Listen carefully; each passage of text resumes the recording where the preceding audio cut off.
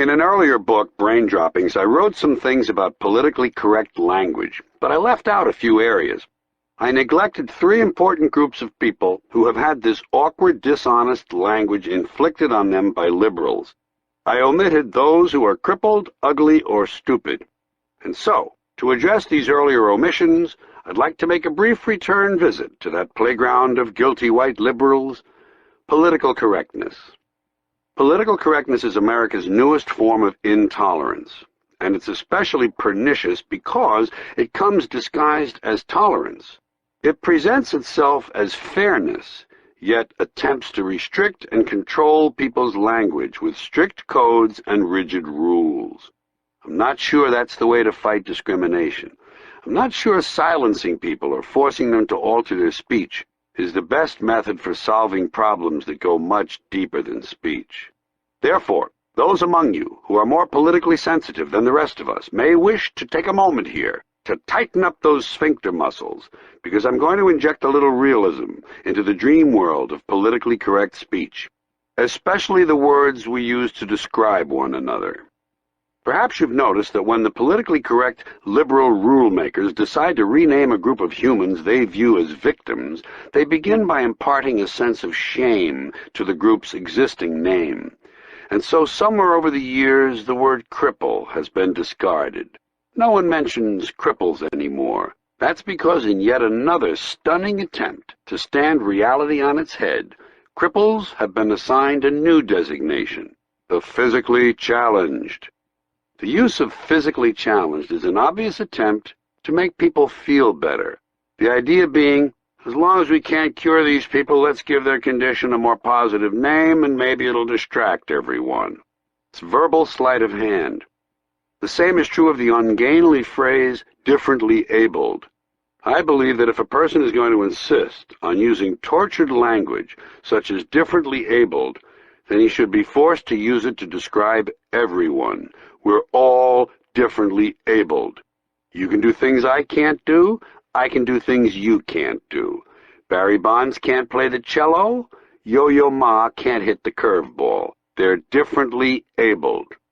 It should be explained to liberals, patiently, that crippled people don't require some heroic designation. It's a perfectly honorable condition. It appears in the Bible. Jesus healed the cripples.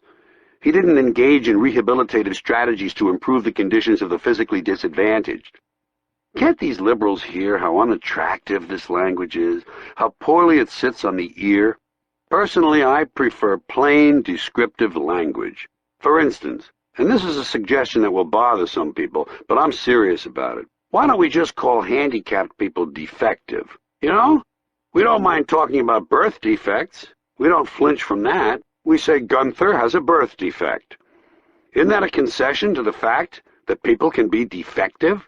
Then what would be wrong with calling those people the physically defective? At what point in life does a person with a birth defect become a person who is differently abled? And why does it happen? I'm confused. Then there are those who don't quite measure up to society's accepted standards of physical attractiveness. The worst of that group are called ugly, or at least they used to be. The PC lingo cops have been working on this, too. And to demonstrate how far all this politically correct, evasive language has gone, some psychologists are actually now referring to ugly people as those with severe appearance deficits. Okay? Severe appearance deficits. So tell me, psychologist, how well does that sort of language qualify for being in denial?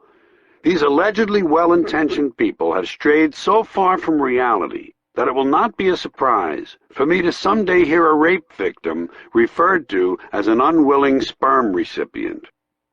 Back to ugly.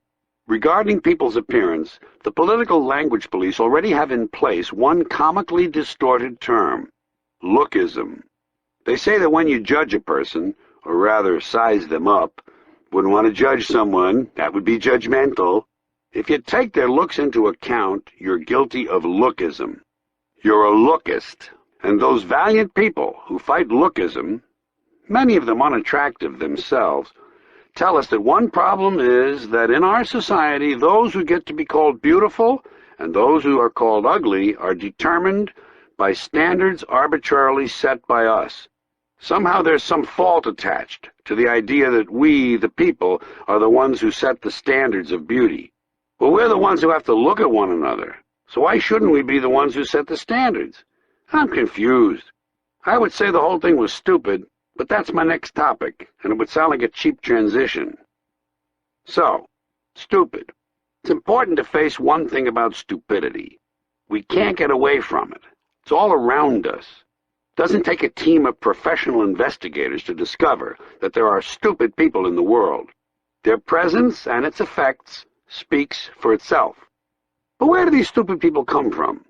Well, they come from American schools. But while they're attending these schools, they're never identified as stupid.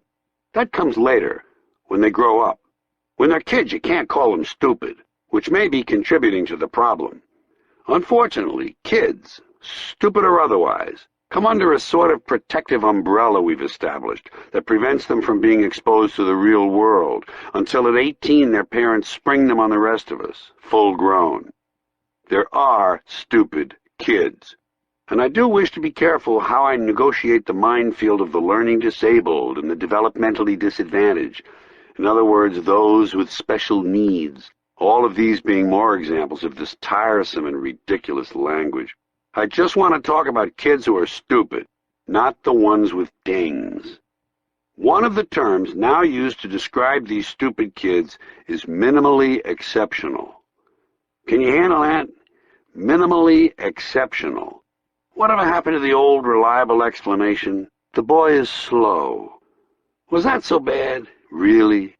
The boy is slow. Some of the other children are quick. They think quickly. Not this boy. He's slow.